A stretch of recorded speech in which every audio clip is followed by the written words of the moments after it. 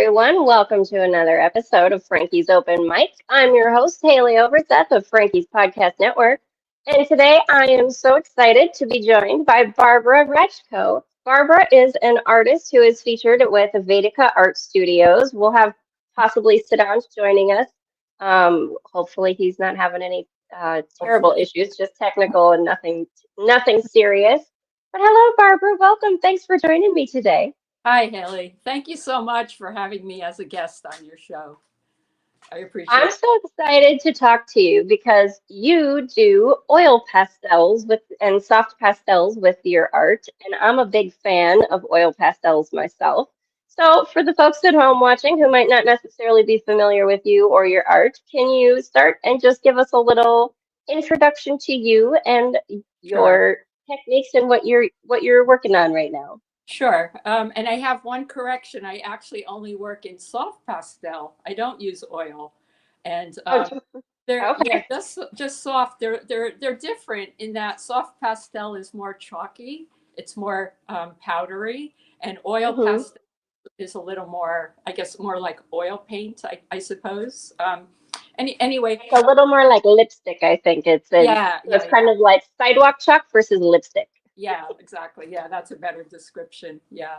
So, well, I've been an artist now for about 39 years. Actually, next January will be 40 years that I've been working in pastel, and I feel like I was pretty fortunate that I discovered it early on in my art career. I pretty much fell in love with pastel when I took a 1 week workshop with an artist from the Southwest who was using soft pastel on sandpaper. So very early on, I think in 1986, as soon as I started, I discovered, the medium that I would, go on to love and try to perfect over decades. And I also discovered a paper that was pretty unique and wonderful to use with soft pastels. And the sandpaper technique, well, the sandpaper itself it's an acid-free sandpaper. It's not hardware store sandpaper, which a lot of people It's think. It's yeah, not. right. Like Yeah. you think of that and you think that rough sandpaper that's for the big projects when you're building No, cabinets. it's not from Home Depot. No, I It's not buy from Home Depot. I love it. yeah, yeah, I buy it from art supply stores, and it's a wonderful paper because it has a tooth to it, and as you know, pastel needs something to adhere to, so it adheres to the tooth of the sandpaper. And the fact that this is an art supply sandpaper means it's a neutral pH paper. I think Home Depot sandpaper would not last, for decades. It's probably acidic and it would deteriorate. But this is an Oh, that's interesting. yeah, yeah. This is a real, high quality art supply paper, and and because I I didn't know that the pH level of the paper would make a difference though in how long it would last. That's oh, it does, interesting. yes, and the fact that I started with sandpaper and I never actually, I don't think, yeah, I may have tried one or two other kinds of paper, but they didn't have the quality that I was after. What I love about sandpaper is it's very forgiving. I'm very meticulous. My technique is very laborious. I mean, it's not a labor for me because I love it. I love every minute. Hmm. But I guess if you were to watch me, and um, if you weren't as into the technique of it as I am, I think you would find it tedious and laborious. But anyway, I built up layers, layer upon layer upon layer of sand on the sandpaper, and the thing I love is that the paper continues to hold the pigment, and I've developed a technique where I blend new colors on the paper itself. And one of the things, people like collectors and people who see my work, you'll see a color on one painting, and you'll probably never see that same color again because I've blended it, using different pastel colors to make that particular color. So I have It's a so little bit like when you're cooking something from whatever's in the cupboards, right? yes, It's like, well, yeah, you can't really a recreate little it. of I it. just, yeah, it was just in the moment what felt right, and now Yeah. I can't recreate it exactly because you just had to follow the flow in the moment. Yes, exactly. It's exactly like that.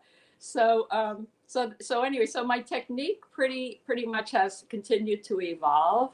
I like to think I'm pushing pastel as far as it can go, and I don't think, I don't mean to sound egotistical or, but I don't think anyone has used pastel the way I have. I think as I said, I fell in love with it, and I've continued to evolve it and push it. And I love the fact that I'll never know all there is to know about pastel. And by now, if you've seen pictures of my studio, I have thousands of pastels on. I was gonna say I wanted to just share with the audience that might be watching at home. I love this picture of you signing one of these on the floor. Thank Like you. I love you've Thank got some really fun inspirational items hanging out around you as well as your art. I love that. Yes, in the early '90s, I started going to Mexico, and in my travels, I was looking for folk art pieces that I could bring back and paint and use in my work. So I have quite a collection of Mexican figures. I've been to Mexico probably about 15 times over the years. Also, I've been to Guatemala a few times. I have some Guatemalan figures that I either brought back with me to New York or shipped back with to my studio in New York. But Oh, I've pretty much always used folk art as subject matter in my paintings. so I do like looking at some of your artworks and things. You do have a lot of the sort of the figures, the faces, Right, right. the it's interesting because they're all kind of characters a little bit, right? And so Yes. when you are interacting with, for example, one piece and you're working on one piece, do you have a sense of kind of connecting with a a character or an energy or a sort of, I don't want to say necessarily entity, but like do you like for example, do you ever have like names for them for yourself when you're working on Yes, it? I do. I Do do you? certain ones, not too many of them, certain ones. Uh, I have this Mexican doll. Um, Hmm. I don't. I used it in my first series, Domestic Threats, and she's kind of a prostitute. She has like curly hair. She's smoking a cigarette, um, and I call her Lolita. So, but Lolita. Oh, I love yeah, it. That's appropriate. and there's a couple other ones that I've given names to, but in my very early work, I used to set up the figure in my domestic threat series. I used to set up the figures in different scenarios, and then I would photograph them and then make paintings. And I started to feel like the figures were like my cast of characters, as if they were actors in a repertory Mhm. company. And I felt very much like a director as I set up the different scenes. And that series was my very first series. Basically, the figures were set up in my house in Alexandria, Virginia, and I made paintings of the figures in different backgrounds. So That's that's really fascinating. I mean, you have the so you draw a lot of inspiration from these figures I when do. you're in the middle of, a piece. Is it like do you directly have that inspiration from the figures and then you have an image that you're sort of going for, or is there a certain amount of kind of evolution that happens as you move through the piece? I think there's an evolution. It depends on the series. Um, I think so. I feel like the figures are my starting point. You know, um, I'm attracted to them for a certain reason. And like you said, they all have personalities. Like when I was picking up figures in my travels, I would see them like in a dusty shop. They'd be high up on a wall. Some of them would have cobwebs on them.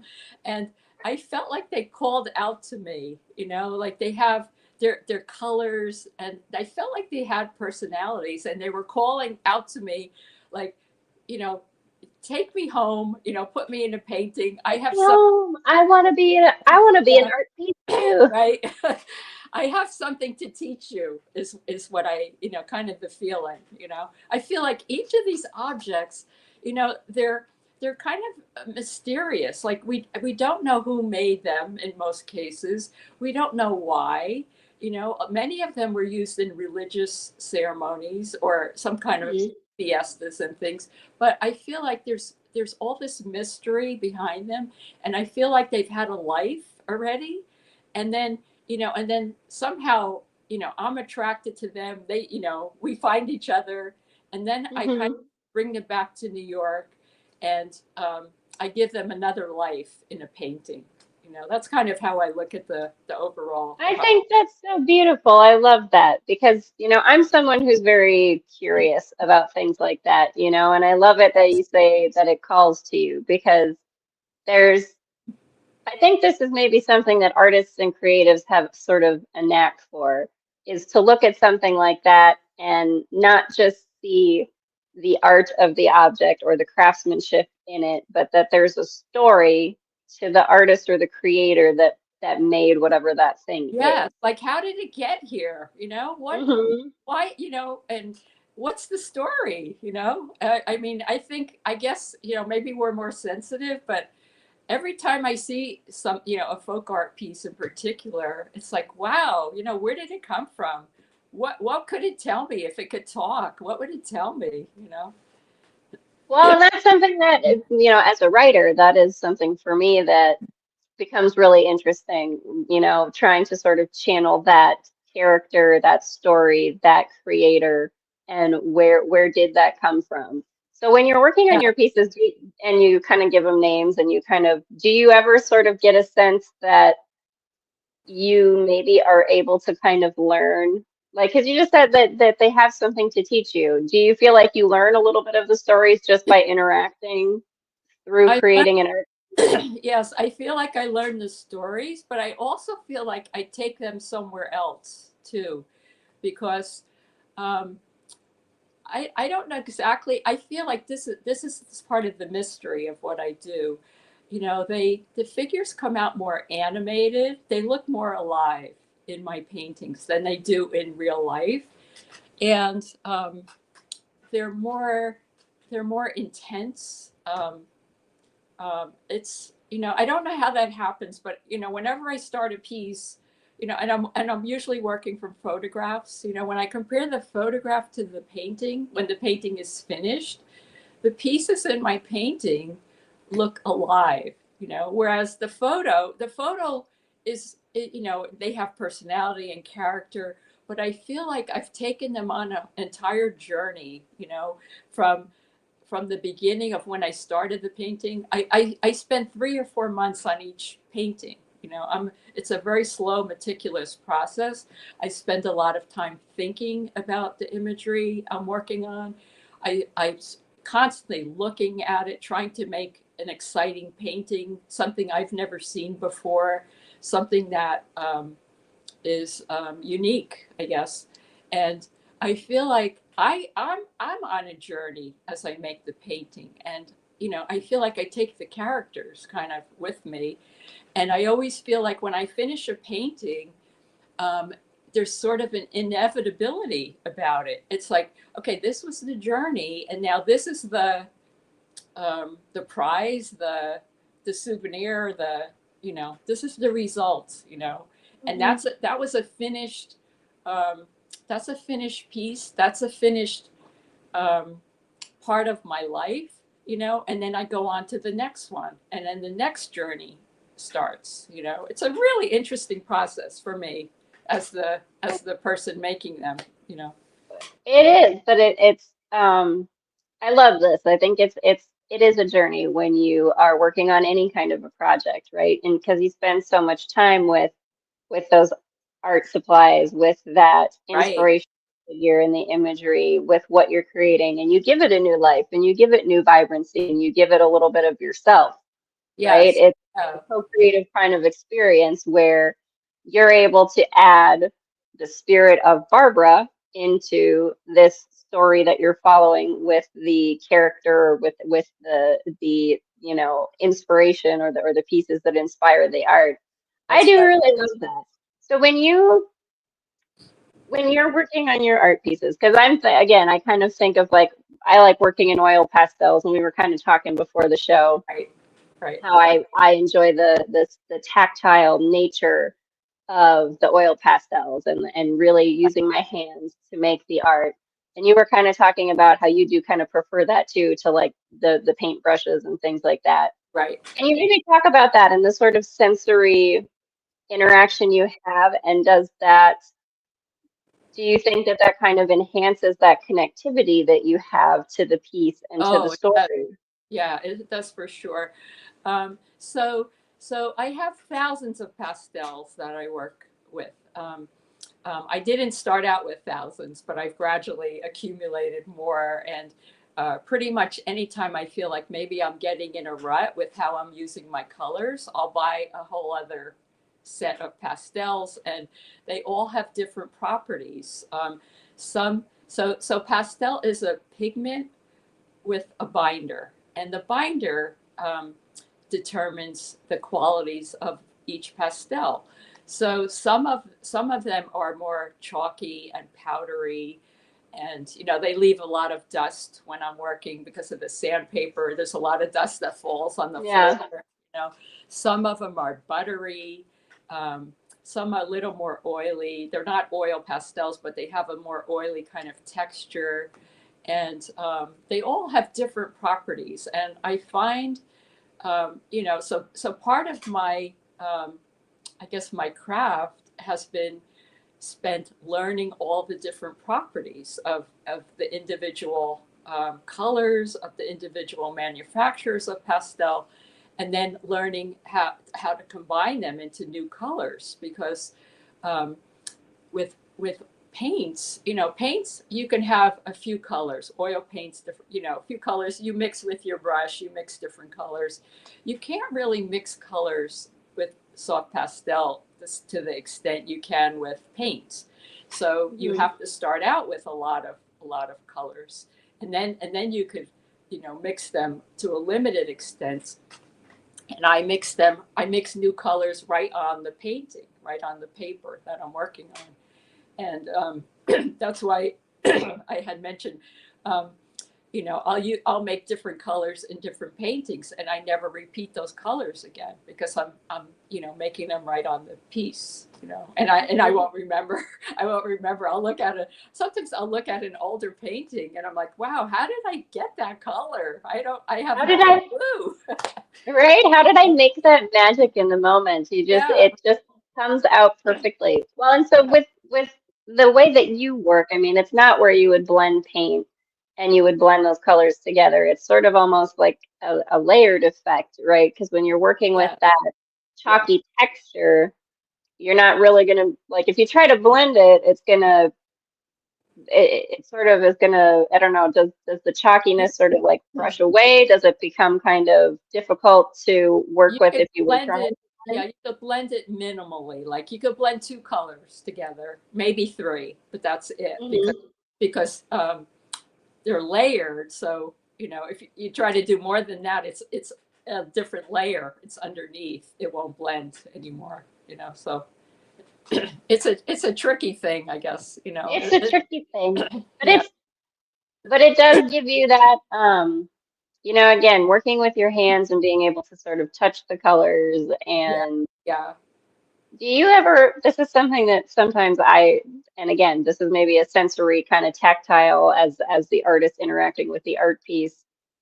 Do you, when you're, for example, doing a face, or what you might consider to be a face, do you Right. have a sensory, I'm trying to this is something that I experience. Like if I were doing, for example, a figure and a face, like I have a sensory to like my own face kind of feel of where my hand is moving to the picture, kind of where like it's Yeah, almost like yeah, you become your art just a little bit and you start to not just feel with your fingers where you're putting the color, but right. where on that figure's face you would be touching them.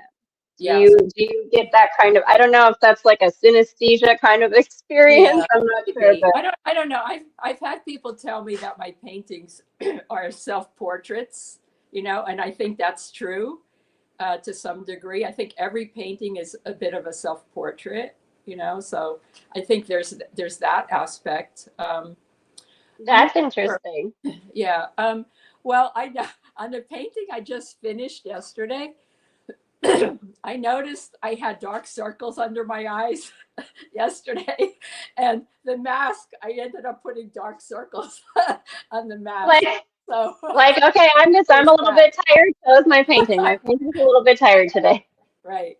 I love it. It's sort of, well, but that kind of speaks to again how the art that you're doing takes on the energy that you're in while you're doing it, right? That's Yeah. part of that journey that you talk about and how you end up with something that is so different to the imagery that you're inspired by or that you start with, Right. right? That's right. Yes. And I think things that are going on in the world get into the piece.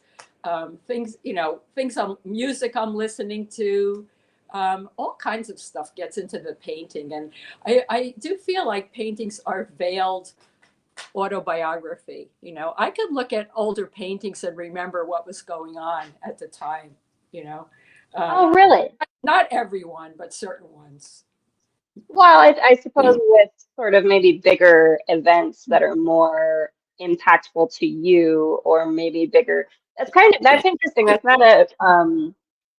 That's not really an angle that I've thought of, but it is a part of your own energy as you're working through a painting, what's going on in the world that you might be paying attention to, or going on Right, in life, or right. going on in the life of someone you care about.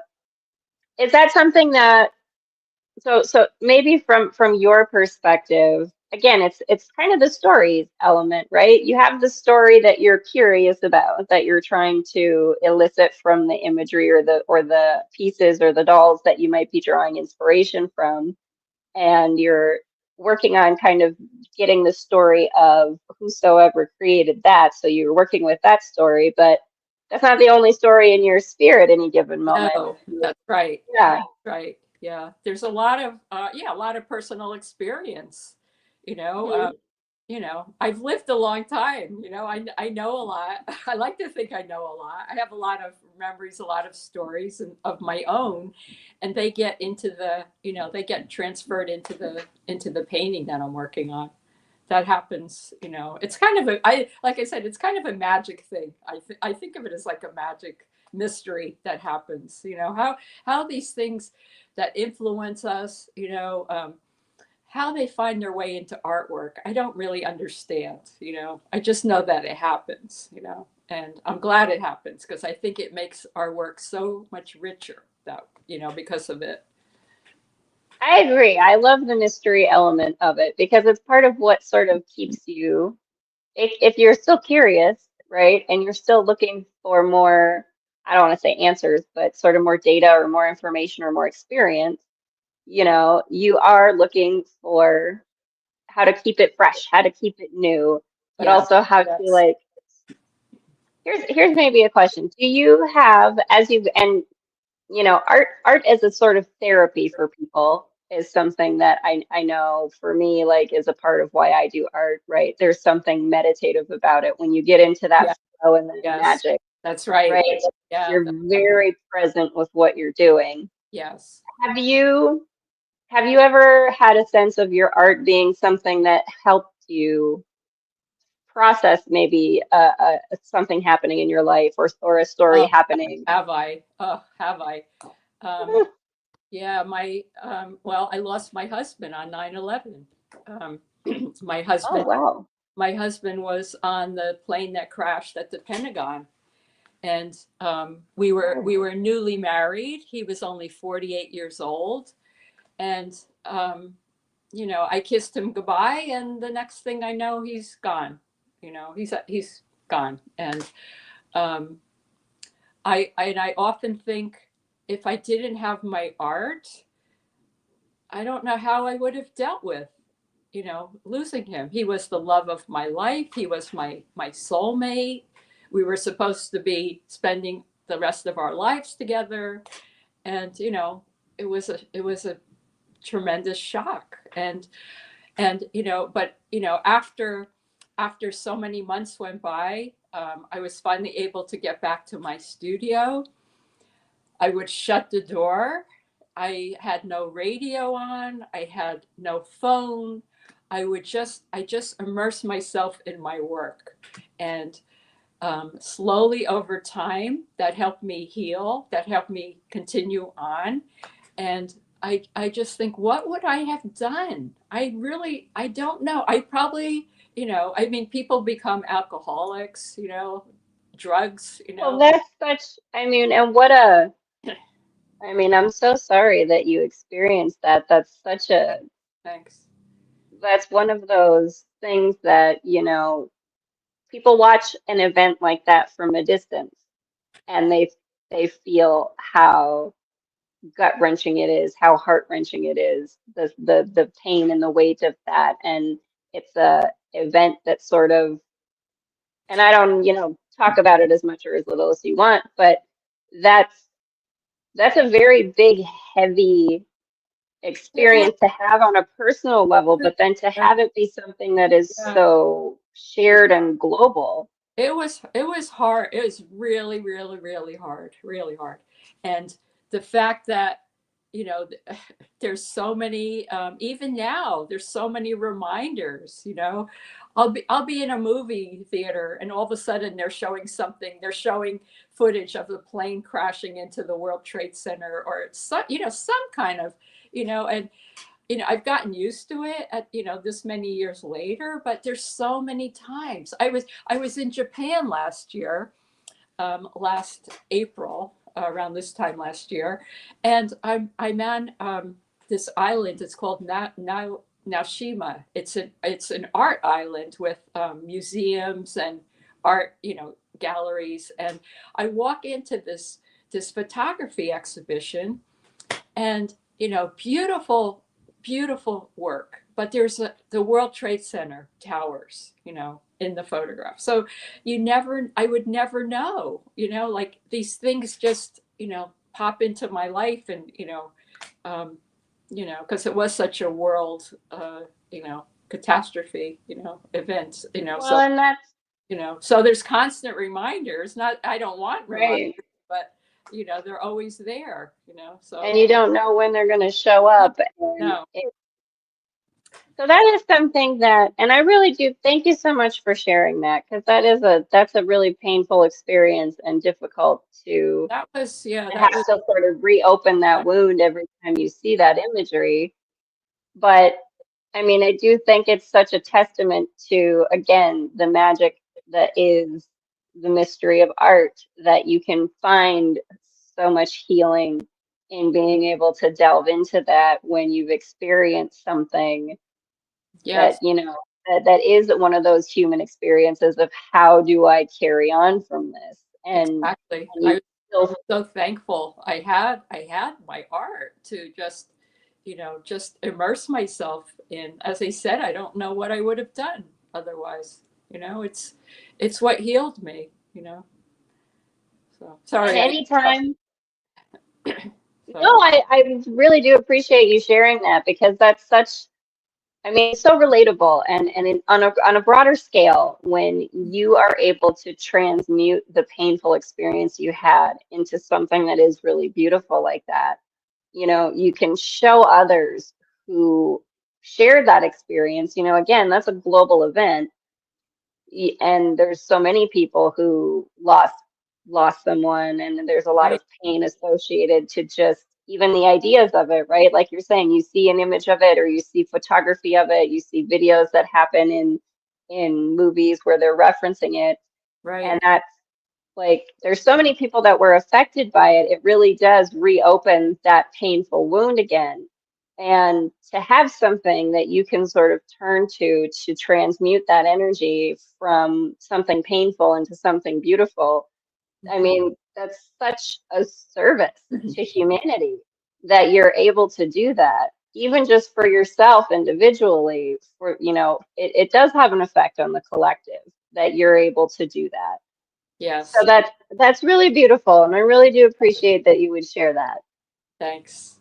Well, I kind of decided a long time ago, we can't, we can control our reactions to these kind of things, when these events happen in our life, we can't prevent them from happening.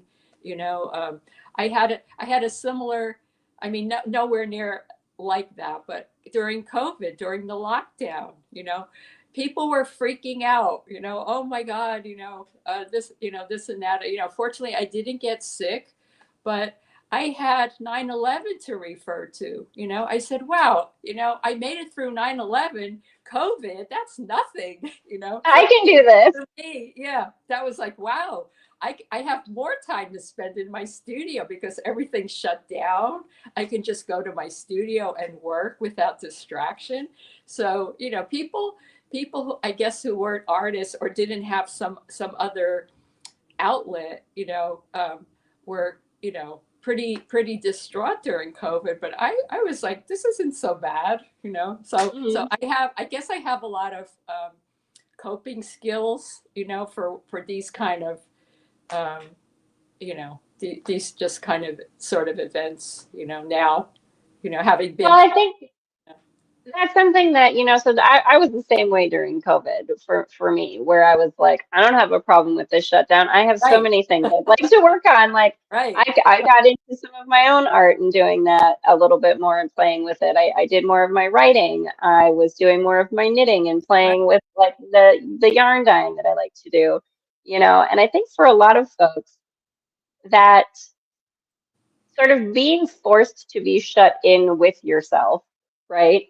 Sort of forced people to look at their creative selves a little bit and to find those creative outlets, right? And I think it was a beneficial thing. So, I mean, I think a lot of people now are very much open to that idea that like COVID was kind of a blessing in disguise, that the shutdown was a blessing in disguise. Look at how many people saw that there was something else that maybe they ought to be doing, right, right? right. A lot of That people change jobs, yeah, during after, yeah, yeah, that's right. or decided that it was worth it to pursue something like art. And maybe you can, if I can ask you a little bit about this, because it's Mhm. um I would say common in some places, particularly maybe like where I grew up, where there's a an expectation or a sort of stigma to being an artist in the sense of, well, how are you going to make that Oh, into an yeah, income, yeah, right? How do you turn a profit on that? How do you make yeah. that valuable in a way that supports you? So can you maybe talk a little bit about for yourself, how have you, like, over the time that you've spent being an artist and then that you've dedicated to doing this, is there something in it or about it or something that you've developed for yourself as a way to sort of filter out that kind of noise so before there was the COVID that would like give you that quiet space without distractions, did you have something that kind of helped push you forward and say, well, just because other people don't see the value of it doesn't mean it's not valuable to me and that I can't make something of myself through this? Right. Yes. I think early on that was an issue, but now after almost 40 years, um, I, I grew up in a lower middle class family, and they really didn't get my art. They didn't really support my art. Um, I think, I think my parents came to one opening. My parents are gone now, but they came to one of my openings, and they didn't really get my work. Hmm. I kind of, and I don't know. It's all about love for me. I love everything about it, and Hmm. I'm a retired Navy command. I have a really unusual background. I'm a retired Navy commander, So Oh wow, I love that. yeah, Okay, that's so interesting. There's a little facet that we didn't have before, yeah, audience. So, so I spent many years working at the Pentagon. I was in the Navy. I was on active duty for 7 years, and I hated it. Before that, I was actually, when I turned 25, I learned how to fly airplanes. I was a Boeing 727 flight engineer, and I joined the oh Navy. wow. You have to watch my film. I talk about this in my film. Um, I, I, I joined the Navy to fly. The Navy never let me fly because women were not allowed in combat. Basically, for 7 years on active duty, I did paperwork in the Navy. I was bored out of my mind, the whole Hmm. time. I didn't join the Navy to be a secretary. I came here to be exciting and fly Yeah, planes. Like, how dare you? Excuse yeah, me. yeah. So anyway, I started looking for something else to do with my life, and I discovered art. I rediscovered it because when I was a kid, I used to oil paint way back when, and I rediscovered it, and long story short, I remember how horrible it is to go to a job that you hate. I remember, Hmm. I would, when I worked at the Pentagon, I would get out of work at the end of the day. I would get in my car. I would sit there and cry. I was so, so unhappy. And I couldn't resign. The Navy's not a job that you give 2 weeks notice and say, okay, bye bye. You Yeah. sign up for, so many years. So I felt like I was trapped. I felt like I was in prison. And I remember what that was like. I remember that every day. If I don't want to go to the studio, I'll say to myself, remember when you had that horrible life, working Hmm. at the Pentagon? Now you do everything for love. You don't make much money, but you love, I love what I do. And lucky for me, I have other income. I have my Navy retirement. I retired in 2003. I have a retirement. I have other income, Social Security, some other things, and that supports me. I don't rely on art, um, to make a living. I don't know anyone who does. I think it's not possible unless you're, I don't know, David Hockney or some big art person, art star. I don't think I know a single artist who makes a living at this, but I set up my life so that I don't have to have money from this. When I do sell, it's nice, but it's not the reason that I do this. Right. I adore everything about it. I love my medium, my process, my subject matter. I love being in my studio figuring out technical problems. There's not. I mean, I don't like the fact that the money doesn't come, as much as I would like, but other than that, I love what I do, so that's the motivating factor, love. Well, I love that. That's what the motivating factor should be for everyone. And I Right. think that we're in a space, it is a really interesting conversation. We're in a space, I think, in society in general where a lot of folks are feeling that there's not meaning and purpose in what they're Right. doing to make the money, to make the dollars, to support yourself, Right. right? But these creative outlets that you have give you meaning, give you purpose, give you, you know, a reason to appreciate this human experience in a different kind of way.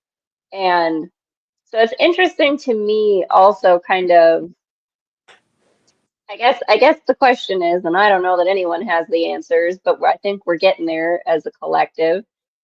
How do we support a lifestyle for everyone where everyone has that opportunity to explore those things that they love? Because, how much better of a society, of a world, of a human experience would this Right. be for everyone if Right. everyone was doing what they loved instead of, uh, well, I do this because I have to so I can pay bills and I can eat, but right. I really love this, in a world where everyone was doing the thing that they loved, how much different would that be? How many Oh my fewer god. 9/11 Yeah. would you have, Oh, yeah. right?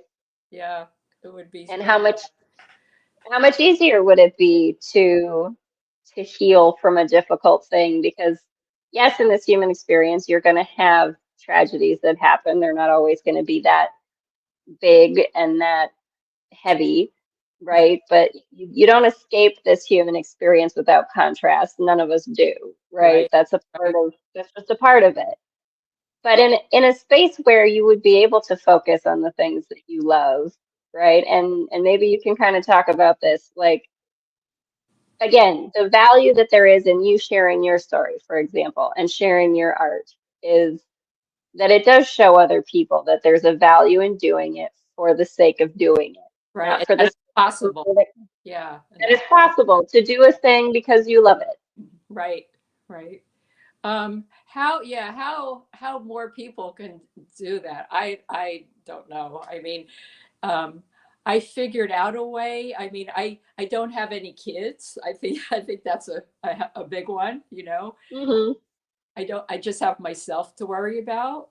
Um, you know, how I basically figured out a way to make art the focus of my life. And I think if you could do that as an individual, it's not easy. It's not easy for me as as a single person. It wasn't easy. I Hmm. can't imagine if you have, a lot of people who are depending on you for financial support, how you would, I don't know how you would, go about to do that, but um, I don't know. I think you have to keep your life maybe keep your life kind of simple, your personal life. Hmm. I don't know what I don't know. I'm happy I managed to do it because like I said, I just remember how miserable when I didn't have this life. I remember how miserable I was.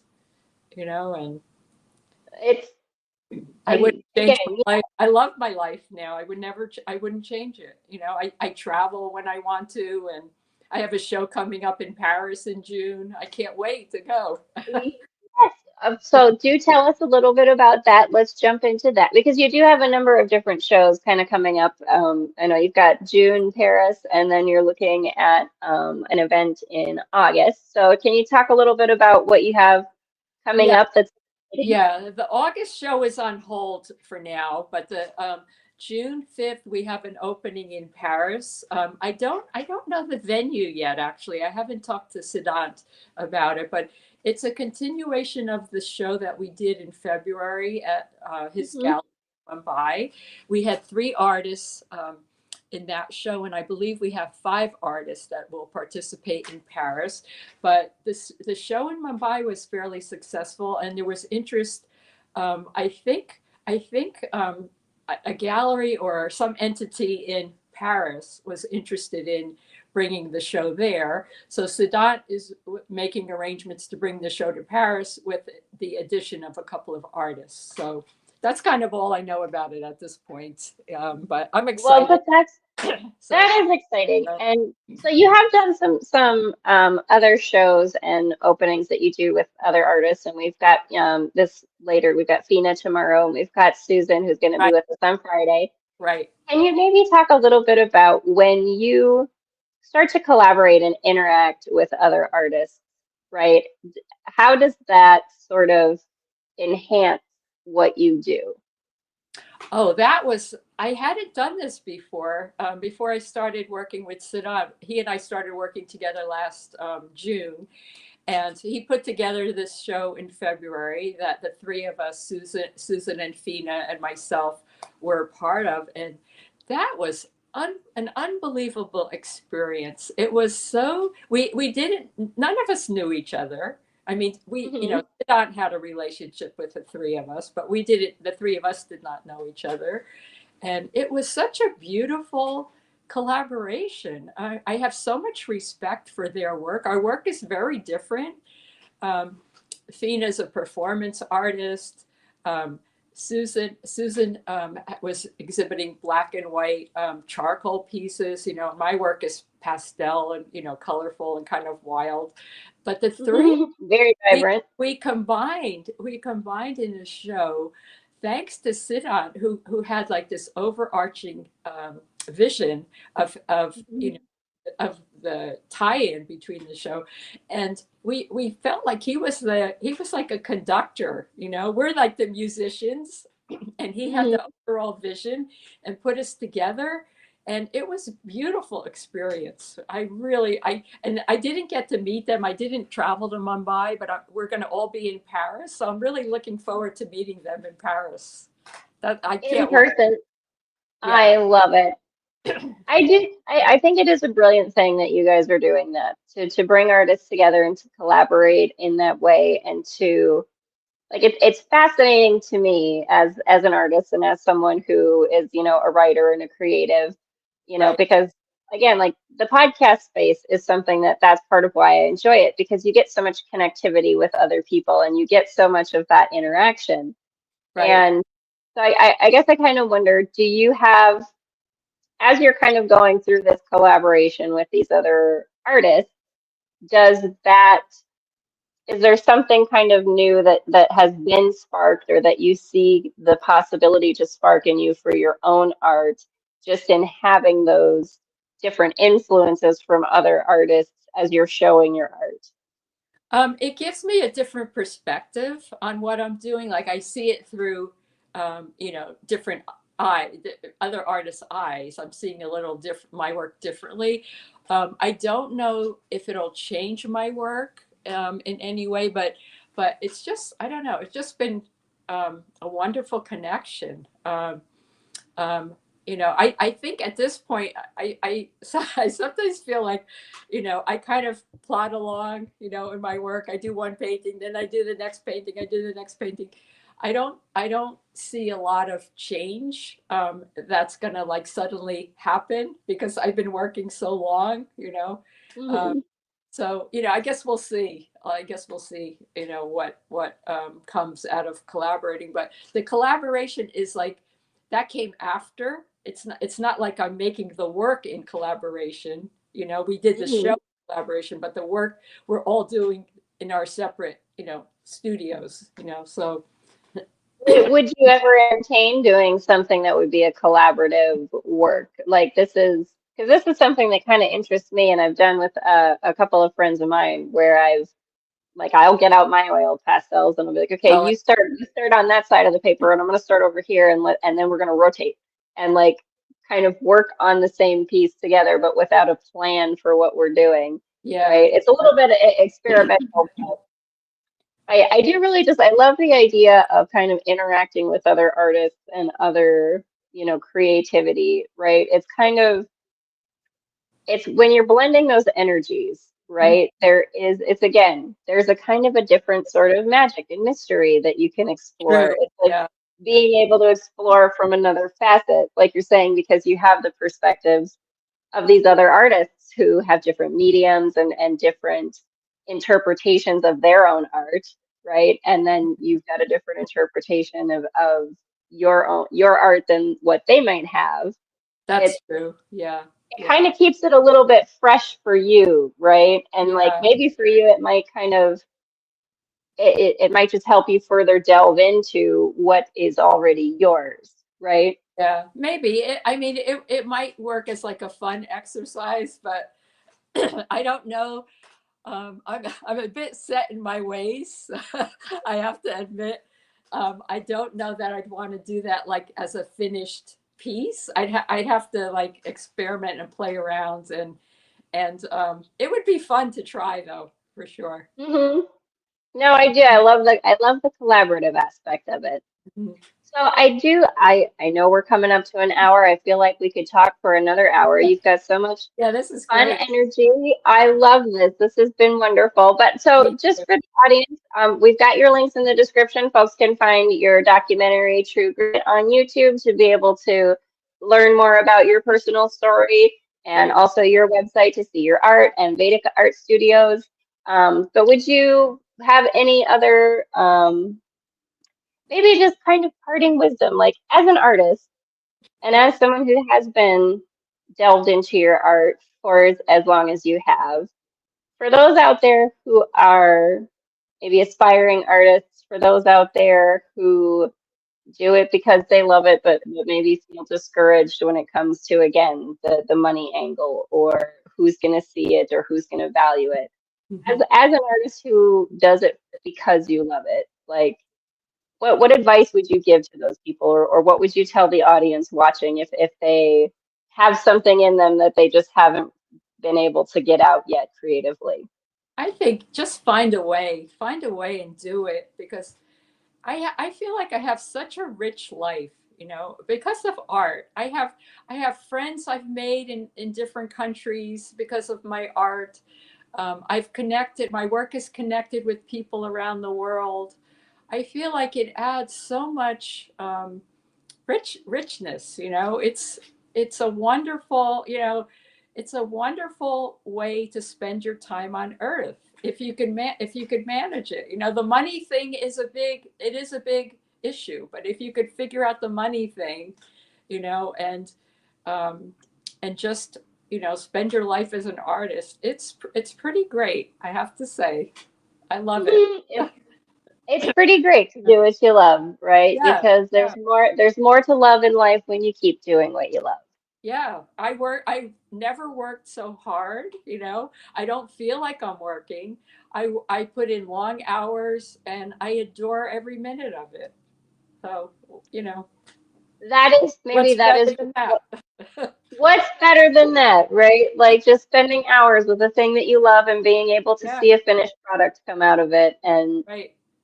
I think sometimes here's just one last question from one artist to another. Do you ever have a hard time letting go of an art piece when it's sold? Um, I used to early on, um, because I actually would sell a piece before I even finished it, and Oh, really? that yeah, I did that a few times. That I didn't like because I like once I finish a piece, well, I get it framed. I immediately bring it to the framer because it's pastel. It has to be protected under a frame.